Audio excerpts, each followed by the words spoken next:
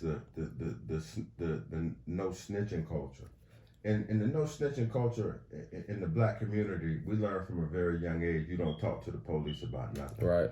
But in return, a lot of young girls and a lot of young boys who get things done to them in their home learn to not talk about those things or tell people about those things because of this culture. Do you feel like it's it's good for black people to keep their business in house, or is it something that hurts our culture?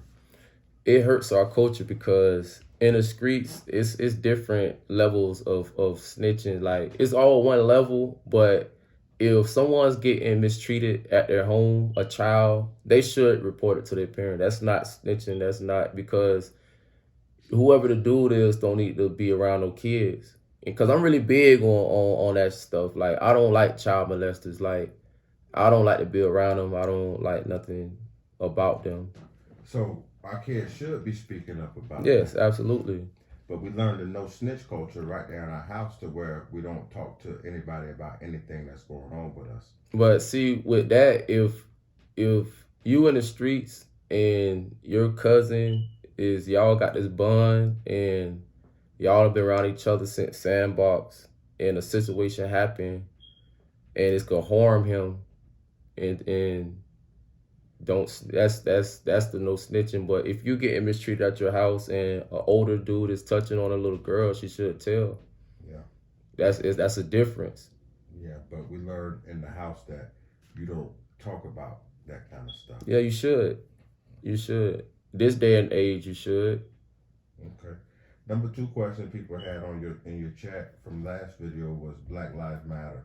What do you think about Black Lives Matter as far as all the fuckery they had going on with See, misuse? with that, it shouldn't take a lot of us, our black people, to get killed and get mistreated by white people for us to be doing that. Because you can say Black Lives Matter, but walk past a person that needs something to eat, and you know you got it. So it's just like it's still stuff that they need to work. But Black Lives, it does matter because we have a voice. We have a voice, and I'm big on my history. I'm big on my culture. So we have a voice on that, but it's still more stuff that we have to do in our community though. I know you were saying in our community we need more black owned businesses and we need more black owned business owners giving back and giving opportunities to black kids in the community. Can you elaborate on that? Yes, because everywhere I go, I hear people complain about my community, about how these little kids growing up with guns, not coming home for 2 weeks, 15, 14 years old. So it's just like if you know that you from the community, you from the hood, and you got an establishment, like you got to think about where you was at before the establishment. You were just that same little person, unless you grew up with it. It's a difference from a person growing up with it or just being that person that just want that one chance. So like you have to like give that person a shot because at the end of the day, people gonna respect that. And this whoever this kid you get a job to is gonna make sure your store good. Especially if you teaching him how to be the right type of stuff. He's gonna grow, he's gonna treat your store or your establishment like it's his. So and it's just like we just have to do more stuff like that with the kids. Because you don't really see kids these days, they don't have to get thrown in a position. If you see an old lady walking with a bag, they don't know like they haven't been thrown in them positions like to or them predicaments to go help that lady, like help her carry them bags. Like these days they gonna ride back or They don't give a they damn. don't care. Yeah, they just don't care. Yeah. Well, in our community, it's a lot of that going around, but it brings me back to the relationships in our community. It's like, why don't we have better relationships with one another? Like us black men, just being able to communicate and Because help. they don't want nobody to be better than them. Mm.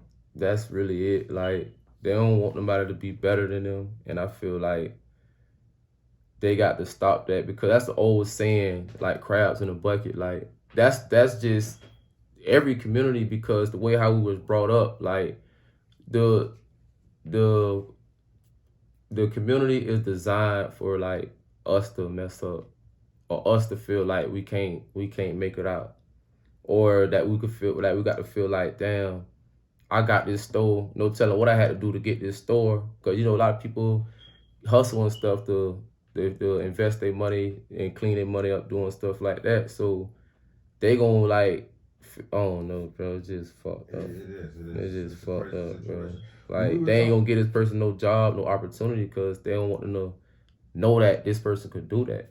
We don't have more people around that's gonna show people like, okay, you could do this too. You can have this establishment too. When we were talking earlier, you were saying that a lot of the problems that we have is just people just need to be more real. Like, what do you mean exactly by that? See, real start within yourself. Like, you have to, it's just being the same person every day, no matter what. And then just, we have people, like, we have to be more hands-on, people that's showing and letting people know that they're able to do it too. Let me ask you this. In Stuart, especially where we from, it's been a lot of more gang activity in the past years. A lot of kids are gravitating towards gangs and representing that kind of thing. Why do you feel like so many kids are choosing that path? Because everybody want to feel important. Everyone wants to feel like somebody. And then, a lot of kids, they didn't grow up with no guidance. Because you have ones who might join it just for the knowledge and the culture. Or you have someone that just might join it just to say they're a part of something. And a lot of times it comes from lack of not having a father, though. That's really it, because you don't really too much need to be in no gang, though. To be honest, if you're a man, because it's just, that's how I feel about that. Let me ask you this question. This was another question that was very prevalent in your comments from the last video. It had to do with the police. I just phrased it as, what's the relationship like between the police and the hood in Stuart? The relationship bad. It's bad, but the police gonna look at it like the relationship good, because they got everybody telling on each other. They got the people in the community doing their work. They don't have to do nothing. So the relationship bad, and then it's like, if black people understand and open up their mind and think out the box, they'll stop snitching. They'll stop being CIs, because the police not even returning the favor. Because if they were returning the favor, so I was like on some thinking outside the box, they'll return the favor. They'll let us throw block parties in the communities. They'll let us do stuff that we need to be done that's going to keep us as a culture. They stop that. So if people understand that, they'll stop snitching.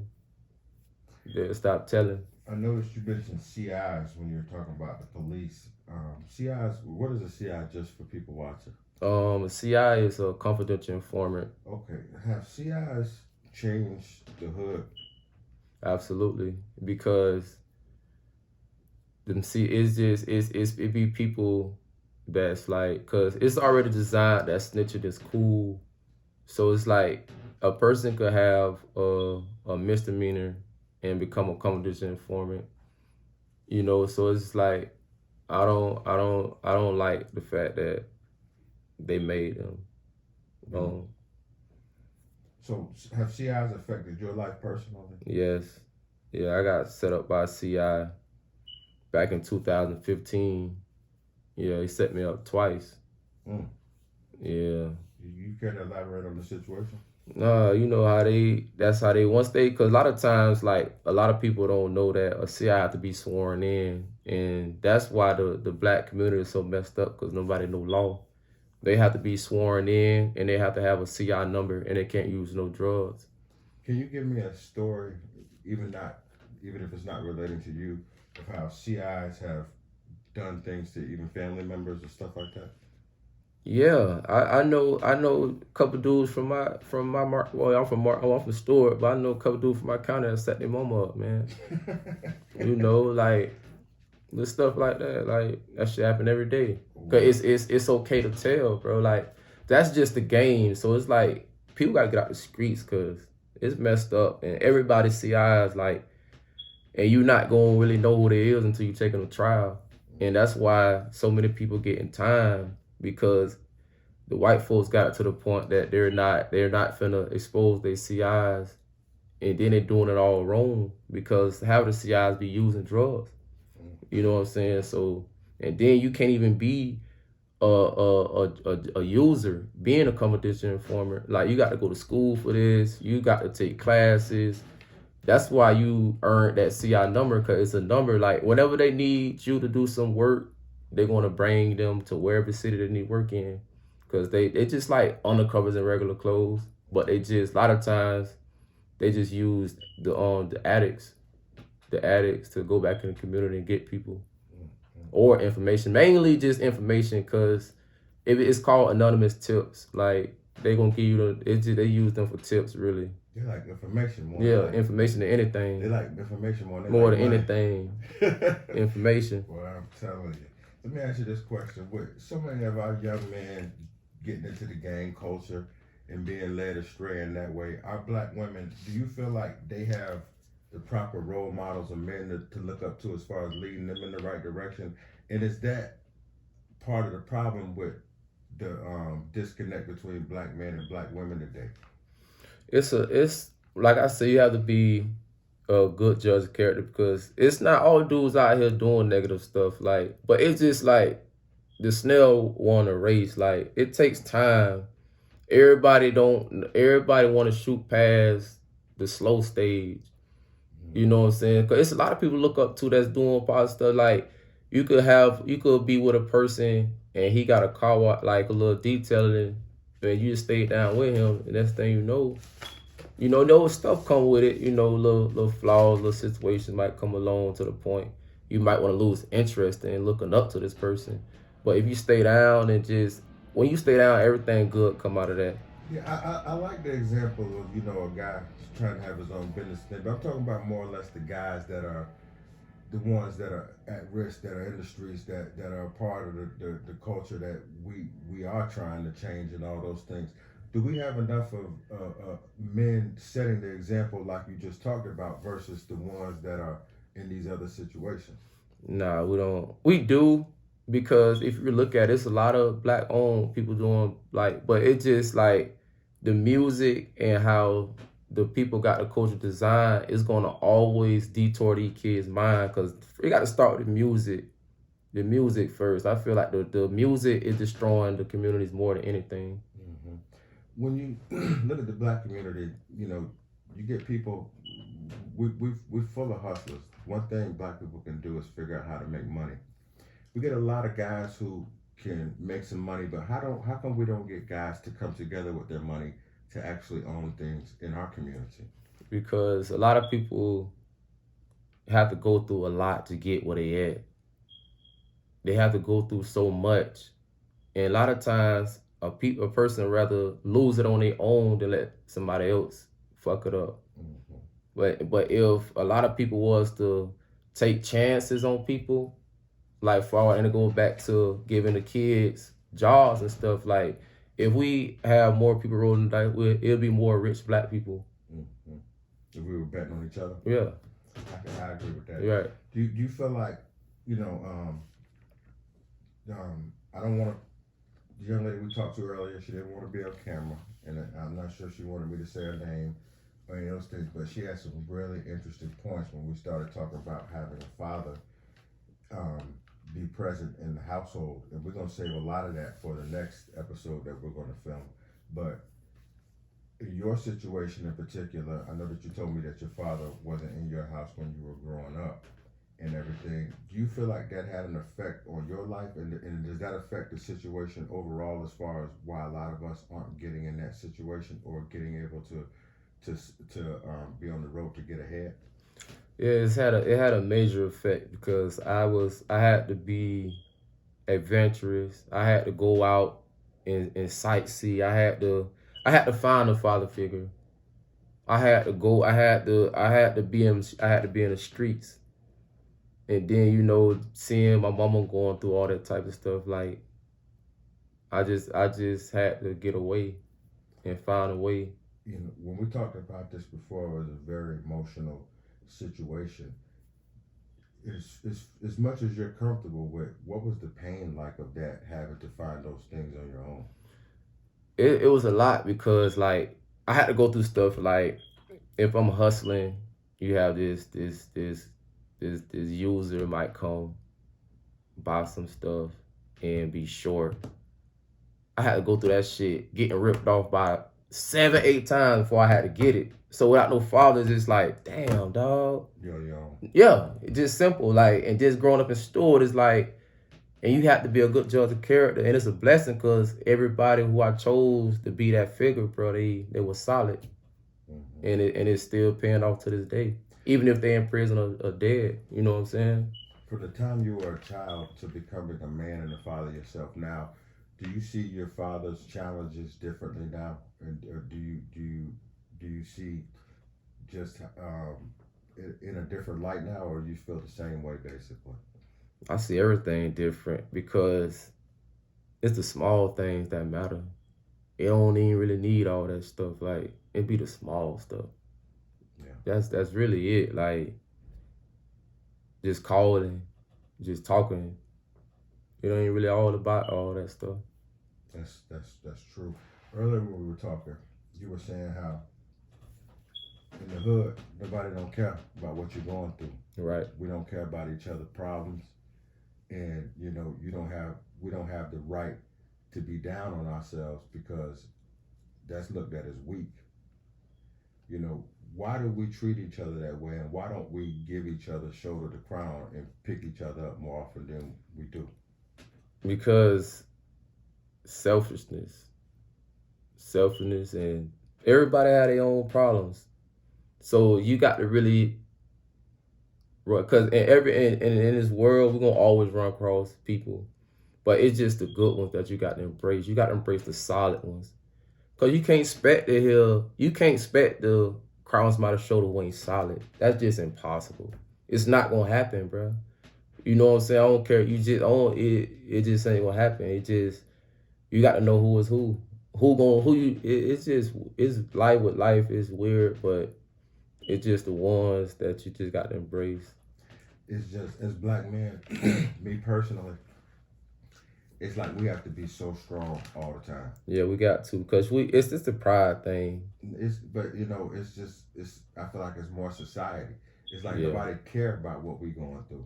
no, It's like nobody really care, and it's like at some point in time, yeah, I'm a grown man, but listen, I feel some kind of way, and it make me feel better that somebody give a fuck. You know what I mean? right. It's like, yeah, it might be little to you, it might be that, but this is my life, and we don't reach out and connect with each other enough on that way. You know, it doesn't matter what your problem, big or small, homeboy. I'm here for you. I'm listening to you. I feel you. You know what I'm saying? Right. That And take a you and person you a long way. and you still that nigga in my eyes, Right. regardless. Why don't we have that kind of love for each other? Because the way I was raised up, mainly, because it's just everybody out for self. Like that's just it just ain't enough love because a lot to do with the pandemic, a lot to do with just how we was brought up, just growing up in a struggle. It's gonna always be like that. It's gonna always be misunderstood. So it's just like we have to just being just you gotta know who is who. You gotta know who's who, and then really mainly God though, man. That's really the only one you could really call the crowd to talk to, cause he the only one give a fuck. To be honest, Yeah. bro, that's really the only one give a fuck, bro. And then you still got ones in your corner. You gonna feel it. You gonna know. It just you got to embrace them, bro. Like you got to show them that. You just got to show them. Once you show them, y'all lock in. It's gonna be for life. That's just what it is. Nobody can't change that unless a flawed situation happen. You know what I'm saying? Then with y'all solid, nothing flawed should happen. With everything going on in our community, sometimes it seems like it's hopeless. If we were gonna get everybody on the same page and get going in the right direction to where niggas is helping each other, we looking out for each other, we moving as a unit, what would it take to even start something like that? It's gonna take all us putting our money in the pot, bro. Cause you could come up with 100,000 easy, bro. If you got 20, 30 people, bro, everybody working, everybody legit. Cause it's all about the circle. It's all about the people. You don't want to really roll the dice. That's just the world. Nobody want to roll the dice with somebody. It ain't no longevity, or it ain't. You ain't got the business mindset. Cause you could turn a broke person rich tomorrow with the mindset. You know what I'm saying? The money. So it's just like we gotta put our money together and just come up. Or if somebody hit the Powerball or hit something, just give back to the community. How do we bring them together? Or Do events, smaller stuff. Mainly the kids. Do stuff for the kids, like do little parties behind the civic center, man. Get little DJs, do little paints on their face and stuff like that. Just bring the love back, the feeling, and giving people something to look forward to. what are some of the things that gave you that feeling from when you were younger, being in Stewart, that aren't there today that we should bring back? Stuff like that. Just the love, man. Even if people was out here hustling, it's just how they did it. It was professional. But I remember just like back in the day, even just, going by the Gary store, used to be 30, 40 people just hanging out, talking, interacting. Mainly the store. We can't do nothing without the store. You got the laundromat right there. It was just more. Then we had the big time dope boys. They giving back to the hood. They everything with their money is getting back put into the hood. So it's like we don't have that no more. They done knocked down Cherokee. That was the hardest store. Then George Taylor gone. Then the Garrett store. It's like everything gone. So it's like, how can we get that feeling back? And then nobody ain't really got that type of money to buy the stuff. So if they do get the money, they ain't gonna give back. They just gonna forget about that feeling. You know. In every situation, there's always a couple guys who are doing some good and doing the right thing. Right. Who are some pillars or people that young guys can look up to that you feel are good role models going forward from the hood, like people that are actually trying to make a difference and do the right thing? See, first, I gotta speak highly of myself because I done seen a lot. It messed up that I was 11 years old, 12 years old, just running the streets, but it was a blessing because I could speak on that feeling. Because the kids that's up under me, in my generation, up under me, they haven't seen the stuff I seen, far as to drugs or money or just being in situations in the streets. So it's like, once they understand how important Stewart is, we'll start doing more stuff. Like, we ain't gonna be quick to hate and kill each other. And the fact that you had this podcast and that you're voicing what you're voicing is obviously a huge step in the right direction. But there's other guys out there who let me see, I know Tony Wilson does a lot of good stuff for the community. Right. And 30 Green, I know he took the initiative. Right.